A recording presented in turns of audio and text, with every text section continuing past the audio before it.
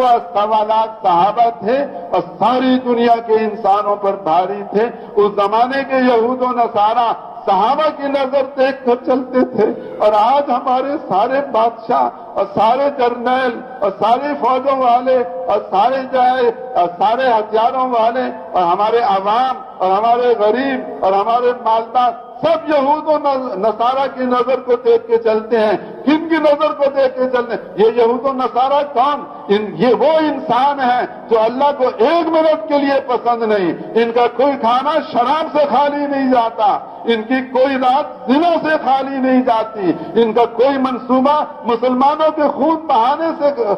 خالی نہیں ہوتا، ان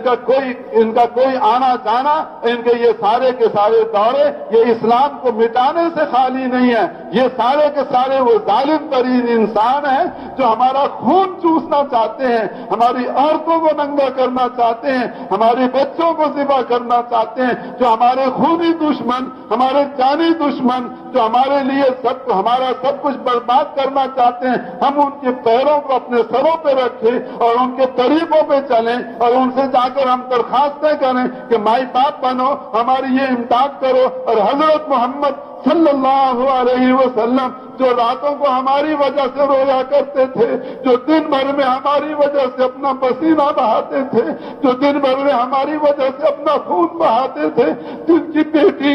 کی بیٹی حضرت زینب ہماری وجہ سے زخمی ہوئی، جن کے نواسے ہماری وجہ سے فاقوں پہ آئے، جن کی حضرت فاطمہ جن کا رنگ بدل گیا، جن کے کپڑے میلے ہو گئے، جن کی بیٹی لاڈلی بیٹی سیدۃ نساء اہل الجنہ فاطمۃ الزہرا، ان کے جسم کی ساری رونقیں ختم ہو گئی، جنہوں نے اپنے آپ کو ہمارے لیے قربان کیا، جو حج میں گئے تو ہمیں نہ بھولے، جو معراج میں گئے تو وہاں ہمیں نہ بھولے، اور جو انتقال فرماوے تو ہمیں نہ بھولے۔ آج بھی حدیث میں آتا ہے کہ اس وقت بھی حضرت محمد علیہ السلام جہاں اللہ کے پاس عالم برزخ میں موجود ہیں، آپ پر امت کے اعمال پیش کیے جاتے ہیں۔ اچھے اعمال دیکھتے ہیں تو آپ خوش ہوتے ہیں، اور ہمارے برے اعمال دیکھتے ہیں تو ہمارے لیے آپ استغفار فرماتے ہیں۔ اب اس دنیا سے جا کر بھی اپنی امت کو آپ نہیں بھولے، آپ ہمیں وہاں اپنی یاد کرتے ہیں،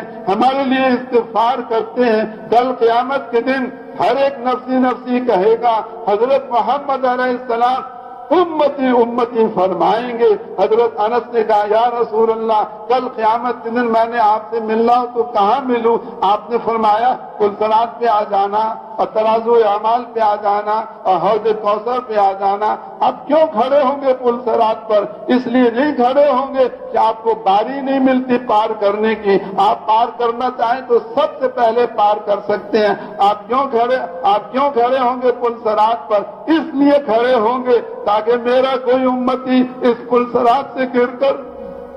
دوزخ میں نہ چلا جائے، اس لیے آپ وہاں کھڑے ہوں گے۔ آپ کیوں کھڑے ہوں گے ترازو اعمال پر؟ اس لیے نہیں کھڑے ہوں گے کہ میرے اعمال تولے جائیں، آپ اس لیے کھڑے ہوں گے تاکہ میرے کسی امتی کے گناہ اس کی نیکیوں سے زیادہ نہ ہو جائیں۔ آپ کیوں کھڑے ہوں گے حوض کوثر پر؟ اس لیے نہیں کھڑے ہوں گے کہ میں حوض کوثر کا پانی خود پیوں، اس لیے کھڑے ہوں گے کہ میری امت آتی جائے اور میرے ہاتھ سے حوض کوثر کا پانی پیتی جائے۔ تو وہ حضرت محمد علیہ الصلوۃ والسلام جنہوں نے اپنی دنیا کی زندگی ہمارے لیے قربان کی، جنہوں نے مرتے دم ہمیں یاد رکھا، جو آج بھی ہماری یاد میں مگن ہیں اور قیامت کے دن بھی ہمیں نہیں بھولیں گے۔ ہم نالائق امتیوں نے حضرت محمد علیہ السلام کو بھلا دیا، ان کو اپنی زندگی سے نکال دیا۔ ہمارا دکاندار کہتا ہے جیسے امریکن دکان چلائیں گے ہم ایسے دکان چلائیں گے، ہمارے کارخانے والے کہتے ہیں جیسے جاپان کے کارخانہ چلائیں گے ہم اپنے کارخانے کو ویسے چلائیں گے، ہمارے زمیندار کہتے ہیں جیسے آسٹریلیا والے زمیندارہ چلاتے ہیں ہم اپنا زمیندارہ ویسے چلائیں گے، ہماری حکومت والے کہتے ہیں جیسے یورپ والے حکومت چلاتے ہیں ہم ویسے اپنی حکومت چلائیں گے۔ ایک بھی پھوٹے منہ سے حضرت محمد علیہ السلام کا نام نہیں لیتا اور ایک بھی پھوٹے منہ سے حضور صلی اللہ علیہ وسلم کا نام نہیں لیتا، یہ اتنا بڑا ظلم ہے ہماری طرف سے اپنی جانوں کے اوپر کہ ہم ساری کے سارے مسلمان آج اس بات کے حقدار ہو چکے ہیں کہ ہمیں ختم کر دیا جائے اور اس دنیا سے ہمارا پتہ بھی کاٹ دیا جائے، لیکن آج ہم باقی ہیں، آج ہم باقی ہیں اپنے کسی عمل کی وجہ سے نہیں، ہم اس لیے باقی ہیں کہ حضرت محمد علیہ السلام رو رو کر اللہ سے منظور کرا گئے کہ میری امت کتنی بگڑ جائے اور کتنی خراب ہو جائے، ان کو ایسا نہ ہو کہ یہ سارے قتل ہو جائیں، یہ سارے شہید کر دیے جائیں، ان کی عورتیں مار دی جائیں، ان کے بچے مار دیے جائیں، ان کے مردوں کو قتل کر دیا جائے، اللہ ایسا نہ ہو، ان کو ایسا نہ ہو، یہ سارے ختم ہو جائیں۔ آج ہم حضرت محمد علیہ السلام کی دعا کی وجہ سے باقی ہیں، ہمارا کوئی منہ ایسا نہیں کہ ہم ایک منٹ دنیا میں زندہ رکھے جائیں۔ بھائیو، یہ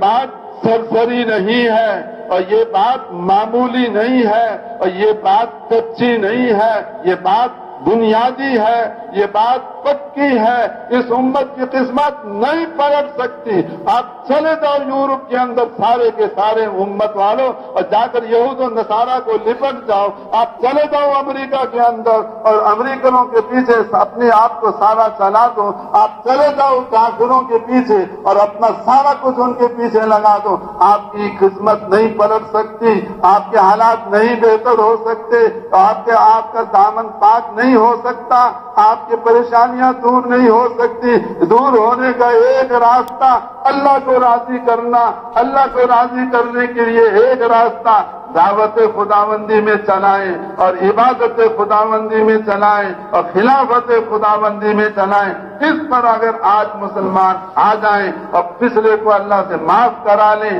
آئندہ کے لیے اپنی ساری زندگی عبادت میں لگائیں، ساری زندگی خلافت خداوندی میں لگائیں، ساری زندگی اور دعوت خداوندی میں لگائیں، اگر یہ پچھلے پہ توبہ کر لیں اور آئندہ ادھر چلنے کا ارادہ کر لیں تو اللہ تعالیٰ آج کے مسلمانوں کو ایسے عروج عطا فرمائے گا جیسے صحابہ کرام کو عروج عطا فرمایا تھا، اور تمام مادہ پرست اور مخلوق سے متاثر ہو کے چلنے والے اور دنیاوی ساز و سامان میں ہم سے آگے نکلنے والے، ان سب کو اللہ ہمارے قدموں کے نیچے لائے گا، جیسے اللہ نے کفار اس زمانے کے کفار کو صحابہ کے قدموں کے نیچے کر دیا تھا۔ تو میرے بھائیوں اور دوست اور بزرگوں، بولو اس کے لیے کون لگائے گا اپنی ساری زندگی؟